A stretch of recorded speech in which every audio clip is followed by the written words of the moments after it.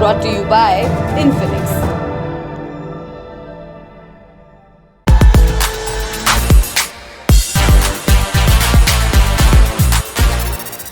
तारीख 11 सितंबर 2012, जगह अफगानिस्तान के उरुज़गान प्रांत का दरवान। उस रोज तड़के सुबह लोगों की नींद मिलिट्री हेलीकॉप्टर्स के शोर से खुली। इसमें ऑस्ट्रेलिया की special air service regiment SASR और अफगान नेशनल आर्मी यानी ANA के सैनिक बैठे थे। ये सैनिक हाजी मोहम्मद गुल का घर तलाश रहे थे। दरअसल कुछ दिन पहले ANA के एक सार्जेंट हिकमतुल्लाह ने 3 ऑस्ट्रेलियाई सैनिकों का कत्ल कर दिया था। ये सैनिक वॉर ऑन टेरर के लिए अफगानिस्तान गई गठबंधन सेना का हिस्सा थे। इस हत्याकांड के बाद ऑस्ट्रेलिया ने पूरा फोकस हिकमतुल्लाह पर शिफ्ट कर दिया था। उसकी तलाश में सुदूर गांव में पर्चे गिराए गए। उसकी सूचना देने वालों के लिए इनाम का ऐलान हुआ और यही पर्चा देखकर दरवान से किसी ने फोन कर बताया कि हाजी गुल का परिवार उसको पनाह दे रहा है। जिस रोज उसके घर छापेमारी हुई उस रोज हाजी गुल के 2 रिश्तेदार भी आए थे। एक का नाम था अली जान फकीर। वो एक दिन पहले घर का कुछ सामान खरीदने दरवान आया था। लौटने में देर हुई तो हाजी गुल के घर रुक गया। दरवान आए सैनिकों ने घर में घुसते ही पुरुषों को एक तरफ जमा किया। वे हाजी मोहम्मद गुल और उसके भाई हाजी नजर गुल को स्टोर रूम में ले गए। फिर वहां से उनकी लाश मिली। इसके बाद उन्होंने सर्च ऑपरेशन शुरू किया। तब तक अली जान अपने गांव की तरफ निकल चुका था, लेकिन हेलीकॉप्टर्स का शोर सुनकर वो रास्ते में रुक गया था। उसे शक के आधार पर पकड़ लिया गया। कुछ घंटों के बाद सिपाही वापस लौट गए। फिर गांव वालों ने अली जान को खोजा तो खेत में उसकी लाश मिली। 6 बरस तक ये घटना दुनिया से छिपी रही और ANA का कत्ल करने वाला सैनिक हिकमतुल्लाह वो फरार रहा, वो पकड़ में नहीं आया। हिकमतुल्लाह का नाम याद रखिएगा। अक्सर शुरुआत में कहे गए प्रसंगों का कोई एक नाम कहानी के चक्र को, ट्रेजेडी को, आयरनी को पूरा करने में काम आता है। बात आगे बढ़ती है। 2018 का साल आता है, 2012 के 6 बरस बाद, और ऑस्ट्रेलिया में एक एक करके मीडिया रिपोर्ट्स छपने लगती हैं जिसमें दरवान की इस घटना की पोल खोली जाती है और फिर सवाल पूछा जाता है कि क्या ऑस्ट्रेलिया का सबसे बहादुर सैनिक युद्ध अपराधी है? क्या उसने मासूम नागरिकों की बेरहमी से जान ली या अखबारों ने उसे एक साजिश के तहत फंसाया? इन सवालों के केंद्र में जो सैनिक है उसका नाम है बेन रॉबर्ट्स स्मिथ। उन्हें ऑस्ट्रेलिया का सबसे सम्मानित सैनिक माना जाता है।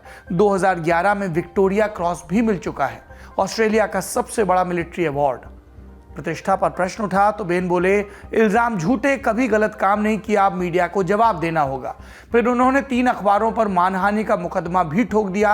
हर्जाने में 200 करोड़ रुपए मांगे। दिलचस्प ये है कि वे इस मुकदमे को कर्ज के पैसे से लड़ रहे हैं।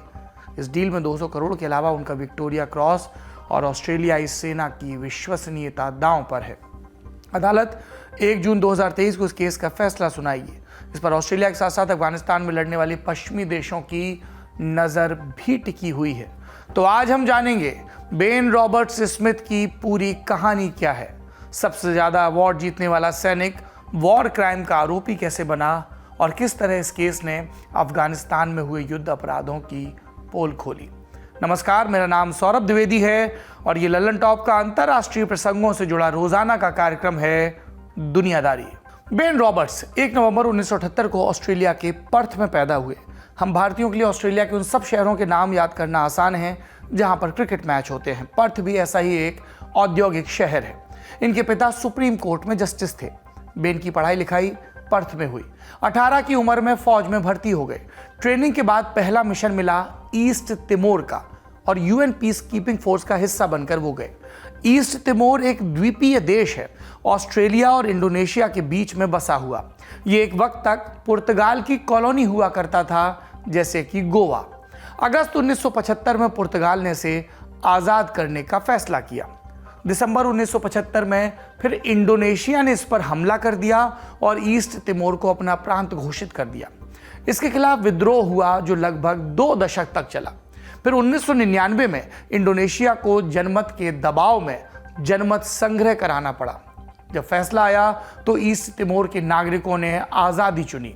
इसे इंडोनेशिया का समर्थन करने वाले गुटों ने लेकिन नकार दिया और इसके बाद ईस्ट तिमोर में हिंसा शुरू हो गई और तब यूनाइटेड नेशंस ने पीस कीपिंग फोर्स भेजने का फैसला किया। पीस कीपिंग फोर्स, जिनका काम सुरक्षा और शांति सुनिश्चित कराना था। इस मिशन में सबसे ज़्यादा सैनिक ऑस्ट्रेलिया के थे और बेन इसी टीम में थे। ईस्ट तिमोर से लौटने के बाद उन्होंने special air service regiment SASR के लिए अप्लाई किया, चुन लिए गए। ये ऑस्ट्रेलियन आर्मी की स्पेशल यूनिट है जिन्हें खतरनाक ऑपरेशंस के लिए तलब किया जाता है। ये यूनिट वियतनाम और सोमालिया से लेकर इराक और अफगानिस्तान जैसे देशों में काम कर चुकी है। बेन ने इसके लिए फिजी, इराक और अफगानिस्तान में काम किया। सबसे ज़्यादा चर्चा अफगानिस्तान वाली पोस्टिंग की हुई क्योंकि इसी ने उन्हें सबसे मशहूर और सबसे विवादित बनाया। 2006 से 2012 के बीच 6 बार वो अफगानिस्तान गए, पहले फ्रंटलाइन सोल्जर बनकर और बाद में पेट्रोलिंग के कमांडर के तौर पर, यानी गश्ती दल के मुखिया के तौर पर। 2011 में उन्हें बहादुरी के लिए विक्टोरिया क्रॉस मिला, ऑस्ट्रेलिया का, जैसा हमने आपको बताया, सबसे बड़ा मिलिट्री अवार्ड। और भी कई अवार्ड मिले पर इसका रुतबा अलग था। और ये क्यों मिला? जून 2010 में कंधार में दिखाई गई बहादुरी के लिए उस रोज बेन की टीम एक तालिबानी कमांडर को पकड़ने गई थी। जैसे ही वो ऑपरेशन वाली जगह पहुंचे, उनके ऊपर मशीन गन से फायरिंग होने लगी। इस फायरिंग में 2 सैनिक घायल हो गए, पर बेन ने अपना मोर्चा नहीं छोड़ा। हमलावरों का ध्यान भटकाने के लिए वो अपना कवर छोड़कर बाहर आ गए, यानी अपनी सुरक्षित पोजीशन, अपनी आड़ को छोड़कर खुले में आ गए। अपनी जान की परवाह किए बिना उन्होंने दुश्मनों का सामना किया और उन्हें मार गिराया। बेन और उनकी टीम के ऑपरेशन के चलते तालिबान को वो इलाका छोड़कर भागना पड़ा। 2015 तक बेन रिजर्व आर्मी का हिस्सा रहे। फिर उन्होंने एक्टिव ड्यूटी जो 2013 में छोड़ दी थी, उसके बाद वो क्या करते रहे? वो मोटिवेशनल स्पीकिंग के पेशे में चले गए। उनके पास फील्ड ऑपरेशन, लीडरशिप और मुश्किल परिस्थितियों से निपटने का अनुभव था और इन सब के चलते उन्हें बतौर मोटिवेशनल स्पीकर हाथों हाथ लिया गया। प्रधानमंत्री ने मेंटल हेल्थ पर उन्हें अपना एडवाइजर भी बनाया। 2013 के ही बरस में उन्हें फादर ऑफ द ईयर का खिताब भी मिला और 2015 में जब वो एक्टिव ड्यूटी से अलग हुए फौज की, तो उन्हें एक रीजनल चैनल 7 क्वींसलैंड ने डिप्टी जनरल मैनेजर बना दिया और कुछ ही वक्त में अपनी काबिलियत के चलते वो GM हो गए। उनकी पर्सनल और प्रोफेशनल लाइफ बढ़िया चल रही थी, लेकिन अगले बरस 2016 में एक धमाका हुआ। ऑस्ट्रेलियन डिफेंस फोर्स यानी ADF के इंस्पेक्टर जनरल ने अफगानिस्तान में वॉर क्राइम की जांच शुरू की। जिम्मेदारी मिली न्यू साउथ वेल्स की अदालत में जज पॉल बेरेटन को। इस रिपोर्ट को बेरेटन रिपोर्ट उनके नाम पर कहा जाता है। ये रिपोर्ट अपनी फाइनल शक्ल में, फाइनल मसौदे में रिलीज हुई नवंबर 2020 में। और इसमें क्या लिखा था? स्पेशल फोर्स के 25 जवानों ने अफगानिस्तान में युद्ध अपराध किए, निर्दोष लोगों की हत्या के बाद लाश के आसपास हथियार रखे ताकि उसे जायज़ ठहराया जा सके। जूनियर सैनिकों को अपना खाता खोलने के लिए मजबूर किया गया। और ये खाता कैसे? हिरासत में जो लोग हैं उन्हें उनके हाथ पांव बंधे हैं, गोली मार दी जाए। अफसरों के लिए ये एक खेल था और इसका नाम भी था ब्लडिंग। इन घटनाओं में शामिल जवानों को युद्ध के नियमों की सारी जानकारी थी। इसका मतलब कि इन निहत्थे लोगों को जानबूझकर मारा गया सिपाहियों के द्वारा। जांच में दोषी पाए गए 25 जवानों में ज़्यादातर special air service SASR regiment में तैनात थे। बेन रॉबर्ट्स स्मिथ इसी रेजिमेंट का हिस्सा थे। रिपोर्ट पेश करने के बाद ADF के तत्कालीन चीफ एंगस कैम्पबेल ने माफ़ी मांगी और कहा कि हमने अफगान लोगों का भरोसा तोड़ा, जिसकी भरपाई आसान नहीं। दूसरी माफ़ी अपने देश के लोगों से मांगी और कहा कि मैं ऑस्ट्रेलिया के लोगों से सॉरी बोलते हुए शर्मिंदा हूँ। भरोसा रखिए, हमारी सेना राष्ट्रीय मूल्यों और कानून के दायरे में रहकर ऑस्ट्रेलिया उसके हितों की रक्षा करेगी। इस रिपोर्ट के बारे में हमने आपको दुनियादारी में पहले भी कुछ ब्यौरे बताए थे। अगर आप देखना चाहें तो आपको आज के एपिसोड के डिस्क्रिप्शन में लिंक मिल जाएगा। पर आज बेन पर ज़्यादा फोकस करना चाहते हैं। 2017 की बात है। दिग्गज ऑस्ट्रेलियाई पत्रकार क्रिस मास्टर्स, उनकी एक किताब पब्लिश हुई। इसका शीर्षक था no front line, Australia's special forces at war in Afghanistan. इसमें बेन का नाम पहली बार किसी वॉर क्राइम से सीधे जोड़ा गया। पत्रकार क्रिस ने दावा किया कि बेन और उनके एक साथी मैथ्यू लॉक ने एक बेगुनाह अफगान लड़के की हत्या की। बताया गया कि यह 2006 की घटना है। बेन और लॉक ने लड़के को तालिबानी समझकर गोली मार दी, जबकि उससे किसी को खतरा नहीं था। क्रिस की किताब में ब्यौरे आए तो बवाल हुआ। बेन ने कहा, मैंने किसी नाबालिग लड़के की हत्या नहीं की। स्पेशल फोर्स पर सवाल उठाना गद्दारी है, ये भी बेन का जवाब था। और तब ABC न्यूज़ की डैन ओक्स ने एक और रिपोर्ट तैयार की। आपने एक पत्रकार की बात सुनी है, दूसरे पत्रकार। इसका टाइटल था it's not un Australian to investigate the actions of special forces in Afghanistan. यानी अफगानिस्तान में हमारी सेना की स्पेशल फोर्सेस गतिविधियों की जांच करना देशद्रोह नहीं है। ये सुनिए आप लोग गौर से, क्योंकि कई लोगों को लगता है कि फौज की तथ्य सम्मत आलोचना करना भी दुरुस्त नहीं है, वो आलोचनाओं से परे है। किसी भी लोकतंत्र में इस बात की इजाज़त नहीं दी जा सकती, न फौज को, न सेना को, न सरकार को, न किसी भी संस्थान को कि वो नियमों के परे जाए। हर कोई आलोचना और हर कोई जांच की परिधि में आ सकता है। बहरहाल, ओक्स ने अपने आर्टिकल में 2 मार्के की बातें बताई। पहली, क्रिस मास्टर्स अपने मुल्क की सेना का सम्मान करते हैं, इसमें संदेह नहीं, लेकिन उनके जैसा पत्रकार कभी उन संगीन आरोपों को दरकिनार नहीं कर सकता जो ऑस्ट्रेलिया की सेना पर लग रहे थे। दूसरी बात, ओक्स ने किताब में दर्ज एक लेफ्टिनेंट कर्नल के बयान के हवाले से लिखी कि ऑस्ट्रेलिया में तैनात रहे सैनिकों को लेकर एक हौवा खड़ा कर दिया गया है। अब वे खुद को रोमन ग्लैडिएटर समझते हैं। उन्हें लगता है उनके ऊपर कोई सवाल खड़ा नहीं कर सकता। वो खून बहाएंगे तो दर्शक वीथिका में बैठे लोग उनकी जयकार करेंगे, जैसे रोम में करते थे। बेन ने अपने ऊपर लगे अलग अलग पत्रकारों के आरोपों को सिरे से खारिज किया, पर दामन पर दाग लगने की शुरुआत हो चुकी थी और फिर यह सिलसिला बढ़ता ही गया।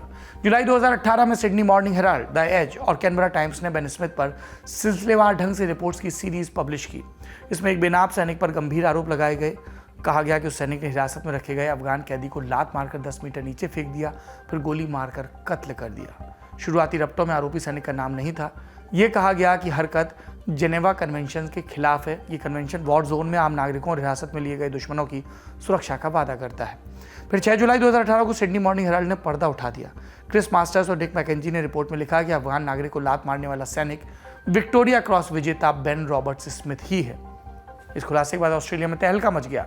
वॉर हीरो पर वॉर क्राइम के संगीन आरोप। मीडिया ने कहा मुल्क का सर शर्म से झुक गया। ये वही घटना थी जिसका ब्यौरा हमने एपिसोड की शुरुआत में दिया। दरवान गांव, अलीजान फकीर और 6 बरस की चुप्पी, इन सब के बीच बेन रॉबर्ट्स स्मिथ लोकप्रियता के शिखर पर पहुंच चुके थे। इंक्वायरी शुरू हुई, अखबारों ने रिपोर्ट छापी, तब गंभीरता का पता चला। गवाहों ने दावा किया अलीजान को पहले बेरहमी से पीटा गया, फिर बेन ने उसको लात मारी और वो 10 मीटर नीचे गिर गया। वहाँ पर सूखा नाला था, गिरने से कमर टूट गई। फिर बेन ने उसको घसीट कर खेत में लाने का ऑर्डर दिया, वहाँ एक पेड़ के सहारे खड़ा किया, फिर आदेश दिया इसे गोली मार दी जाए। घटना के वक्त उसके पास वायरलेस रेडियो रखा गया, ये जताने के लिए कि वो तालिबान का स्पॉटर था। स्पॉटर आम लोगों की तरह रहते हैं, बिना पहचान में आए दुश्मन की गतिविधि पर नजर रखते हैं, खतरा महसूस होने पर संगठन को रेडियो के जरिए अलर्ट करते हैं। गवाहों ने कहा कि अलीजान को टेक्नोलॉजी के बारे में कुछ भी पता नहीं था, वायरलेस रेडियो चलाना तो दूर की बात है। अखबारों ने इन्हीं गवाहों और लीक डॉक्यूमेंट्स के आधार पर रिपोर्ट्स पब्लिश की थी। उन्होंने 2006 से 2012 के बीच कुल 5 हत्याओं में बेन की भागीदारी का दावा किया था। फिर अगस्त 2018 में एक महिला ने बेन पर मारपीट का आरोप लगाया। कहा कि दोनों 6 महीने तक रिलेशनशिप में थे। उस समय बेन शादीशुदा थे। अखबारों ने इस आरोप को भी छापा। इन सब से बेन का आभा मंडल बिखर गया, छवि तार-तार हुई। इससे बचने के लिए उन्होंने मानहानि का केस किया। कहा रिपोर्ट्स झूठी हैं, प्रतिष्ठा को नुकसान पहुंचा।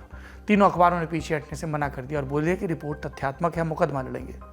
2021 में मुकदमे की सुनवाई शुरू हुई। इस दौरान कई गवाह और सबूत अदालत के सामने पेश किए गए। अखबारों की तरफ से अलीजान के गांव वालों और बेन की टीम के एक सैनिक ने गवाही दी और कहा कि अलीजान को लात मारने वाला बेन रॉबर्ट स्मिथ ही था। बेन ने अदालत में 2 चीज़ों पर जोर दिया। पहला कि उस जगह पर कोई पत्थर का टीला नहीं था, ब्यौरा भ्रामक है, और दूसरी चीज़ अलीजान रेडियो पर तालिबान से बात कर रहा था, वो ऑस्ट्रेलियाई सैनिकों के लिए खतरा था, इसलिए उसे मारना ज़रूरी हो गया। केस की सुनवाई पूरी हो चुकी है। 1 जून को फैसला आएगा। फैसले में क्या दांव पर है? बेन रॉबर्ट्स की अपनी इज्जत, रुतबा। फैसला खिलाफ आया तो वॉर क्राइम और घरेलू हिंसा का आरोप सच साबित हो जाएगा, फिर उनके ऊपर मुकदमा चल सकेगा। वो ये केस अपने चैनल के मालिक कैरी स्टोक्स से कर्ज लेकर लड़ रहे हैं। उन्होंने अपना विक्टोरिया क्रॉस भी दांव पर लगाया। केस हारते हैं तो उन्हें ये अवार्ड स्टोक्स को देना पड़ेगा। दूसरा, प्रेस की प्रतिष्ठा। अगर कोर्ट बेन के हक में फैसला सुनाती है तो तीनों अखबारों की विश्वसनीयता पर संकट होगा और ऑस्ट्रेलिया की पूरी प्रेस के लिए झटका, और आगे वो ऐसी रिपोर्ट करने से हाथ खींच सकते हैं। तीसरी चीज़ जो दांव पर है वो है सेना का सम्मान। आरोप सही साबित हुए तो सेना की छवि पर बट्टा लगेगा। बेल्टन रिपोर्ट पहले ही दामन दागदार कर चुकी है, पर बेन का मामला अलग है। वो अफगानिस्तान गई ऑस्ट्रेलियाई सेना का चेहरा था, कैंपेन का सबसे सम्मानित मेंबर था। ऑस्ट्रेलियन वॉर मेमोरियल में उसकी वर्दी आज भी टंगी है। अगर उनका सबसे बहादुर सैनिक युद्ध अपराधी निकला तो सेना के लिए स्थिति मुश्किल हो जाएगी। और कहा जा रहा है कि ऑस्ट्रेलिया के इतिहास का ये सबसे बड़ा मुकदमा है। फैसला सुनाते वक्त अदालत को न्याय के साथ साथ मुल्क की सेना और प्रेस की प्रतिष्ठा को भी ध्यान में रखना होगा। जंग है, दुविधापूर्ण है, पर न्याय को इन सब चीज़ों से परे सत्य के साथ खड़े रहना होगा। जाते जाते एक प्रसंग सुना देता हूँ। शुरुआत में एक नाम आया, मन में सवाल आया होगा, हिकमतुल्लाह के साथ क्या हुआ?